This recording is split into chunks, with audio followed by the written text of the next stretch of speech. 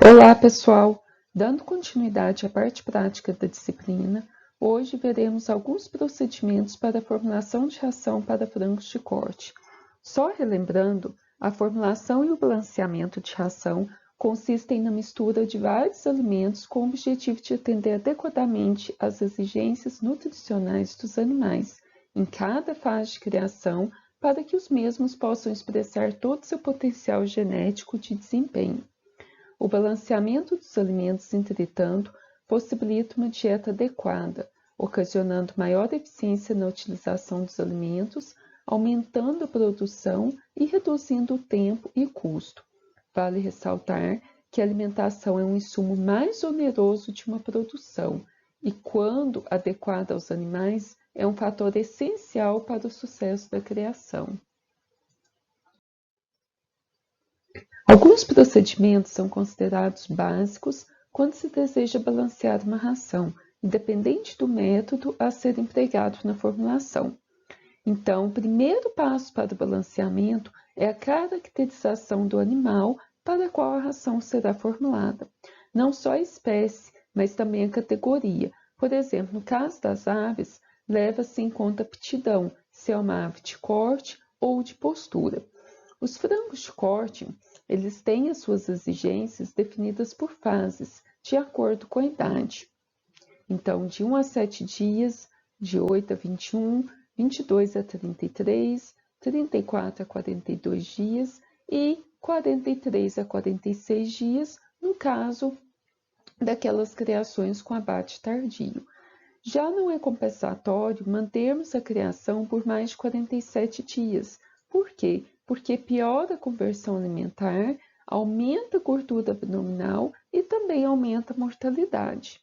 Já na Carolina do Norte, eles deixam criando até mais 50 dias, mas para eles é vantajoso. Por quê? Por causa do fast food, que agrega muito valor ao peito do frango. Então, mesmo assim, é compensatório eles manterem essa ave no plantel por mais 50 dias de idade.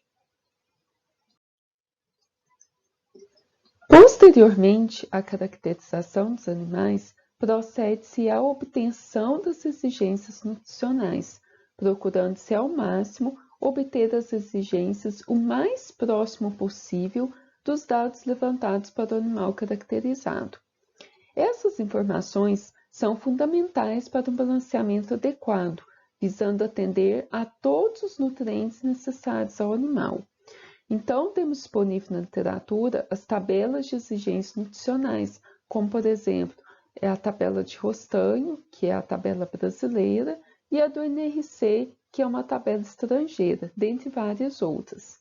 Vale ressaltar que os valores encontrados nessas tabelas são valores médios e de diferentes linhagens, e temos também as tabelas específicas de cada linhagem, por exemplo, do frango COB 500, Kobe Avian 48, dentre outras.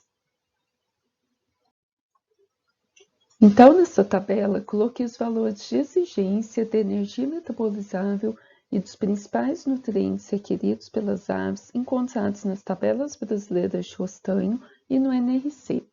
Como vocês podem observar, as exigências estão expressas de acordo com a fase de criação, 1 a 7, 8 a 21, 22 a 33 e 34 a 42 dias.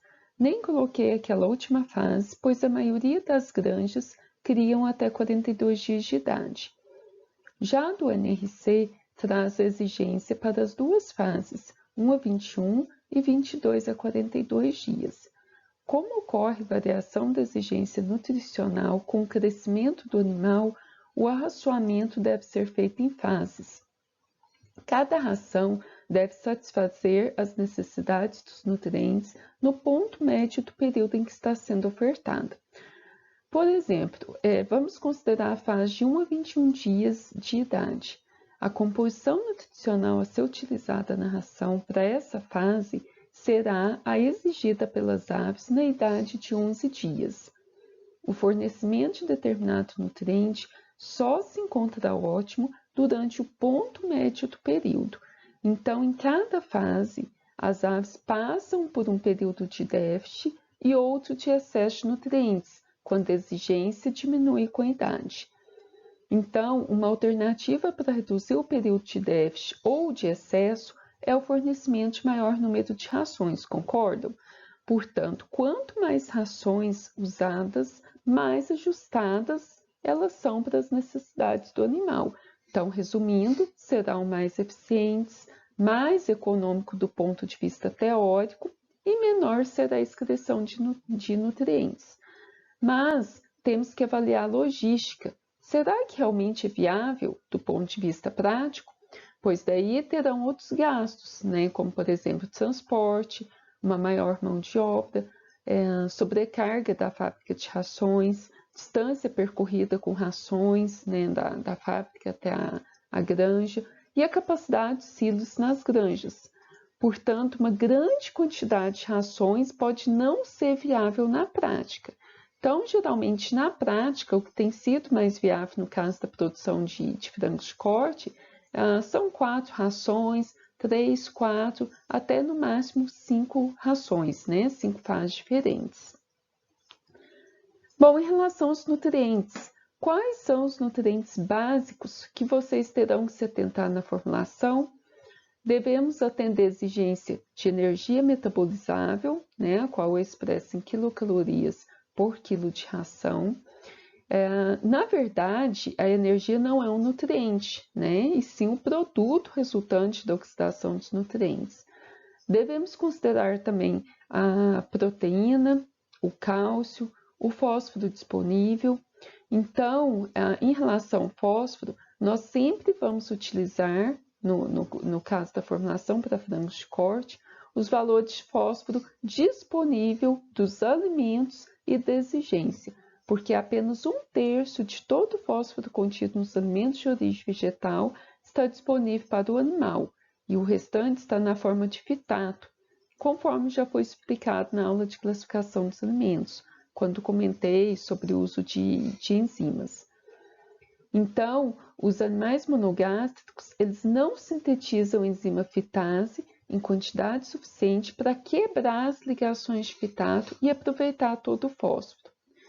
Temos que atender à exigência de sódio e dos aminoácidos, metionina mais cistina digestível, lisina, treonina e triptofano. Mas dependendo da fase e da exigência do animal, não precisamos suplementar todos os aminoácidos. Aqui na formulação manual, nós vamos atender somente a exigência de lisina e de metionina mais cistina, para facilitar os cálculos, e também uma ração à base de milho mais farelo de soja, na maioria das vezes, já atende a exigência dos demais aminoácidos, então não precisamos nos preocupar. No caso das aves, a metionina é considerado o primeiro aminoácido limitante, pois além de outras funções, ela é importante para a formação das penas. Para o correto balanceamento de aminoácidos em uma dieta, é necessário reduzir o teor de proteína bruta da mesma, eliminando o excesso de aminoácidos e suplementando aqueles que se tornam limitantes à medida em que se reduz a proteína. Então, para atender a metionina mais cistina e lisina, temos que utilizar aminoácidos sintéticos, pois os alimentos não suprem toda a exigência desses aminoácidos. Percebam que vamos sempre utilizar nas formulações as exigências de metionina mais cistina. Por quê? Porque a metionina ela é usada pelo organismo para sintetizar a cistina. Então, como a metionina pode ser convertida em cistina, eu já forneço toda a exigência na forma de metionina. Além disso, devemos nos atentar também para o atendimento dos microminerais e vitaminas, lipo e hidrossolúveis.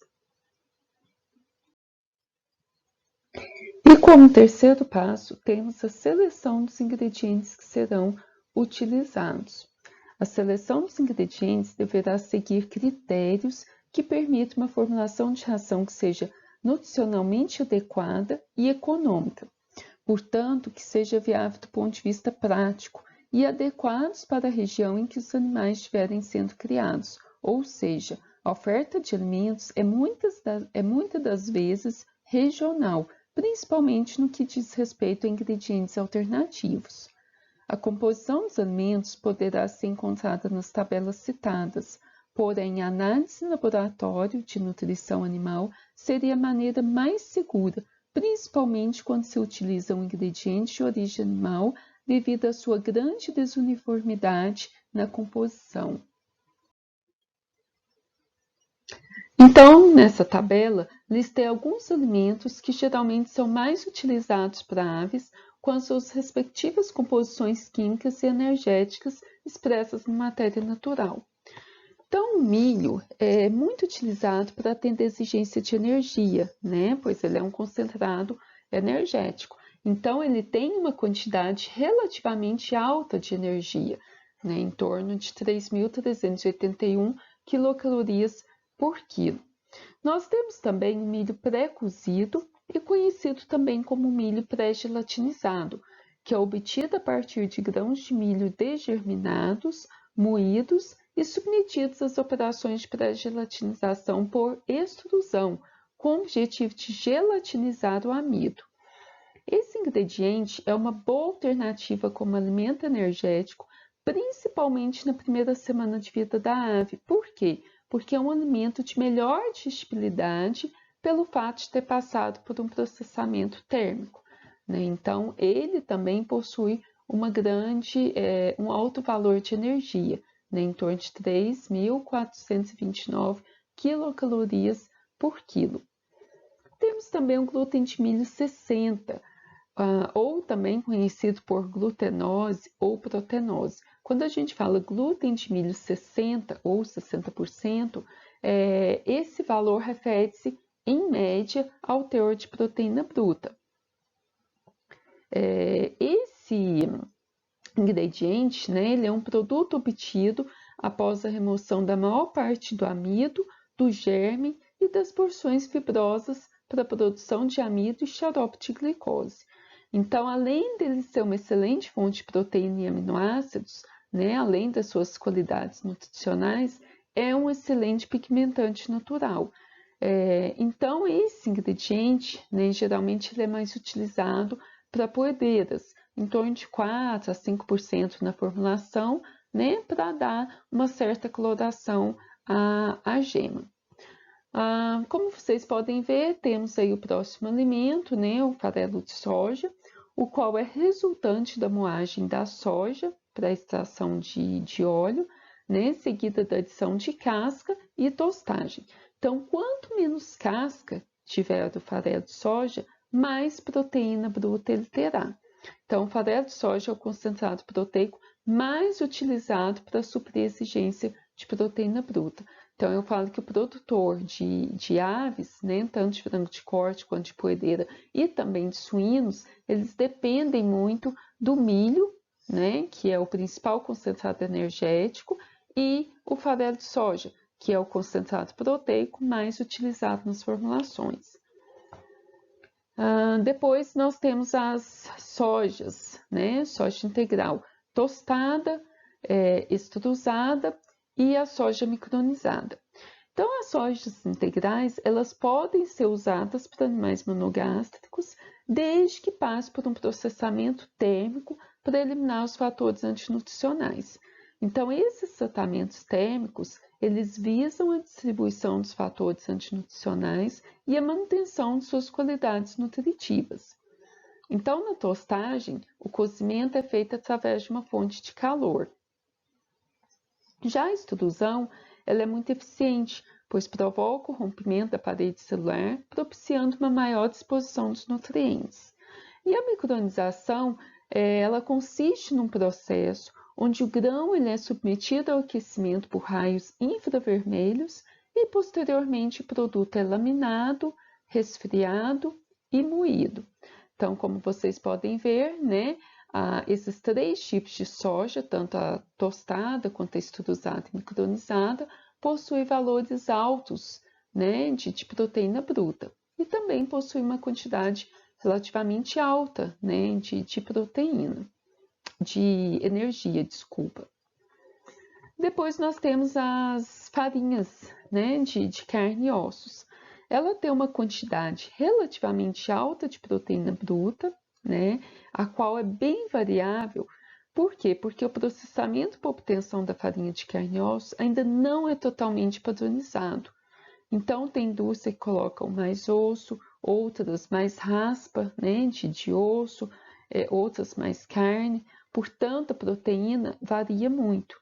Aqui eu coloquei essas duas farinhas, né, com 41% e 46%, mas tem outras com diferentes quantidades de proteína. A farinha de carne e ossos é bastante utilizada na formulação de ração para animais monogástricos, por ser uma boa fonte de fósforo e também de baixo custo. Então, na prática, muitos produtores preferem usar a farinha de carne e ossos ao invés de fosfato bicálcico, né, para atender a exigência de fósforo, pelo fato do valor ser menor, né, do custo ser menor. Ou seja, ela onera menos o custo da ração, isso é mais benéfico, né, para o produtor. Ela fornece também um cálcio, mas o objetivo do seu uso é atender a exigência de fósforo. Se eu for atender a exigência de cálcio com a farinha de carne e ossos, provavelmente vai ultrapassar a exigência de fósforo. Então, nós devemos usá-la para atender a exigência de fósforo. Daí, nós vemos quanto ela fornece de cálcio e o restante, né, o que estiver faltando ali de cálcio, daí nós complementamos com a fonte específica de cálcio, que é o calcário calcítico. Entendido? Depois nós temos aí a farinha de penas e vísceras, né? É um produto das penas hidrolisadas, elas são hidrolisadas sob pressão e misturadas com resíduo abate, né? Por exemplo, vísceras, pescoço, pés, né? Esses resíduos eles são cozidos, prensados para a extração do óleo, né? E depois moídos. Então é uma fonte muito boa de aminoácidos, mas possui balanço que pode afetar o desempenho dos animais. Se forneço muito, uma grande quantidade dessa farinha, né? O animal ele pode gastar muita energia para excretar o excesso de nitrogênio. Então a gente tem que ter muito cuidado, né? Geralmente para frango de corte, o nível prático de inclusão varia aí de 2 a 4% mais ou menos. Depois, seguindo aí a tabela, né, nós temos o sorgo baixo tanino. Então, o sorgo ele possui algumas propriedades nutricionais semelhantes às do milho, porém é inferior em energia e alguns aminoácidos. Então, como vocês podem ver, né, ele tem uma quantidade um pouco menor de energia que o milho. Nós devemos sempre optar pelo sorgo baixo tanino, né, porque o tanino é um fator antinutricional, ele inibe as enzimas do trato gastrointestinal, diminuindo a absorção dos nutrientes, né, e pode também complexar com proteínas, afetando a digestibilidade, sem falar na palatabilidade, né, que o tanino ali ele é mais astringente. Então, nível prático de inclusão para frango de corte gira em torno de 30% a 65%. Bom, depois o próximo... o farelo de trigo, né? O farelo de trigo é um produto obtido do processamento do trigo, composto de pericarpo, partículas finas de germe, né? E das demais camadas internas do grão.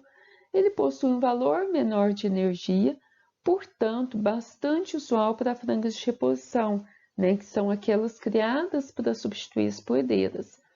Então, as poedeiras, elas não devem ser gordas, né, assim como as frangas de reposição.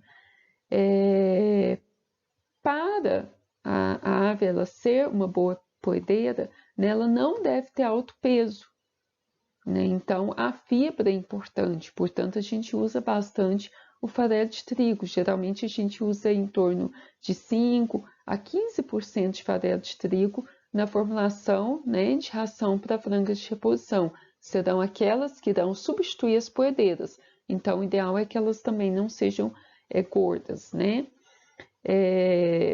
O farelo de trigo também é bastante usual para fêmea suína em gestação. Já estou adiantando, né, aproveitando que a gente já está aqui na tabela, mas é bastante usual também para fêmea suína em gestação por possuir bastante fibra, né? Então, evita o ganho de peso excessivo e também facilita o esvaziamento do reto momento antes do parto.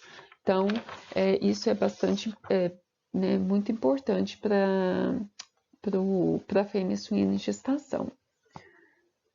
O próximo alimento, farelo de arroz, né? Nós temos tanto farelo de arroz integral quanto o desengordurado. Então, o farelo de arroz integral é o produto originário do polimento do grão de arroz, né? Então, envolve aí o pericarpo, o germe, né? E fragmentos de arroz, mais pequenas quantidades de casca, com granulometria similar do farelo que geralmente é incluído. E temos também o farelo de arroz desengordurado, né? Que é um produto obtido do farelo de arroz integral após a extração do óleo por solventes, né? Então, vocês podem observar o teor energético do farelo de arroz engordurado é bem menor, né? Quando consideramos aí o farelo de arroz integral. Então, o nível prático de inclusão do farelo de arroz varia em torno de 10 a 12% de inclusão, né? No caso aí de aves. Por quê? Porque ele tem muito fósforo fítico.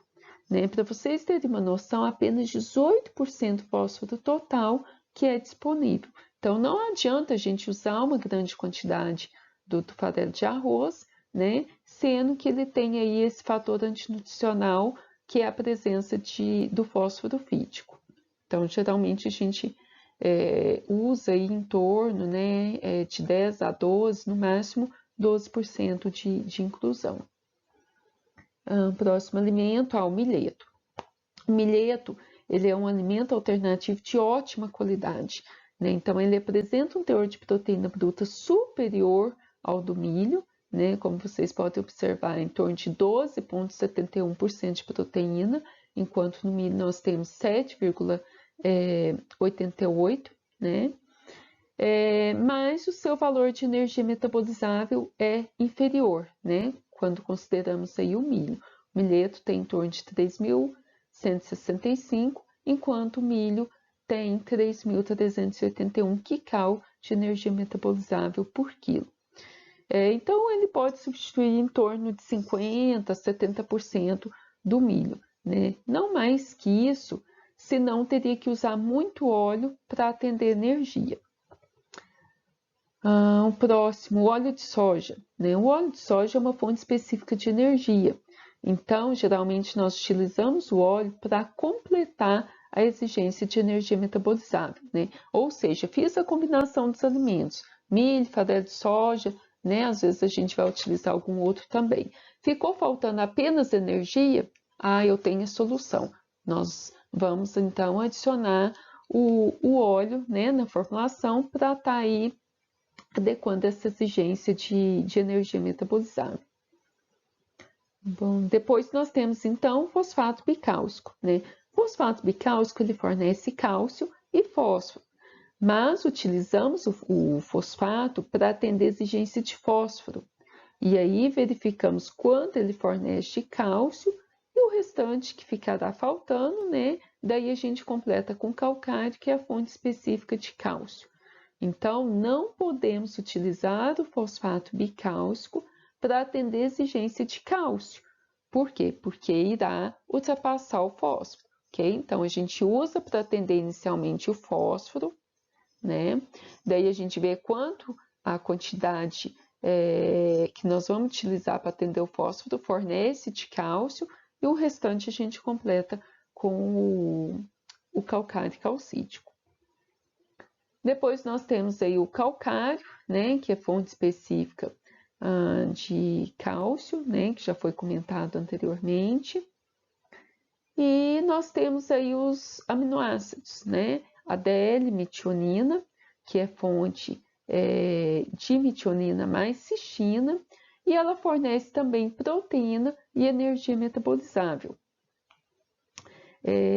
Logo abaixo nós temos a L-lisina, né? L-lisina HCl, que é fonte da lisina digestível.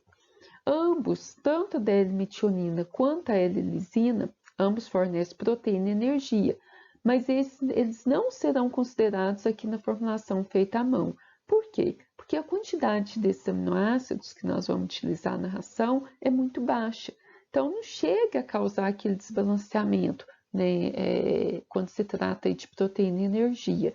E a ração feita à mão tem algumas limitações, né? Então, a gente não consegue aí, levar em consideração, né, o quanto a lisina, metionina fornece proteína e energia após toda a formulação estar completa, né? Então, nós vamos usar esses aminoácidos considerando apenas o fornecimento, né, do aminoácido em si.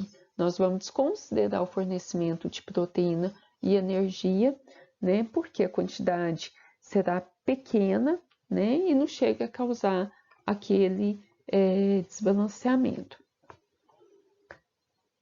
Depois, por último, né, eu coloquei aí o sal, que nós vamos utilizar na formulação para atender a exigência de sódio, né? Então, ele é fonte específica de sódio. Bom, então, com base nos nutrientes que temos que atender, quais os principais ingredientes devo ter na formulação de ração para frango de corte? Então, nós vamos utilizar, não é que nós vamos, né? Isso não é padrão, mas o mais comum é o milho como fonte energética, né? Que geralmente é tradicionalmente utilizado, mas podemos utilizar também, nada impede, né, da gente estar utilizando o sorgo, o milheto, né, que eu dei os exemplos para vocês na tabela anterior. O farelo de soja, né, que é muito usual aí como fonte proteica. O fosfato bicálcico ou farinha de carne e ossos, que é fonte de fósforo e cálcio. O calcário calcítico, que é fonte de cálcio. O óleo, como fonte de energia. E os aminoácidos sintéticos, como fonte de metionina mais cistina e lisina.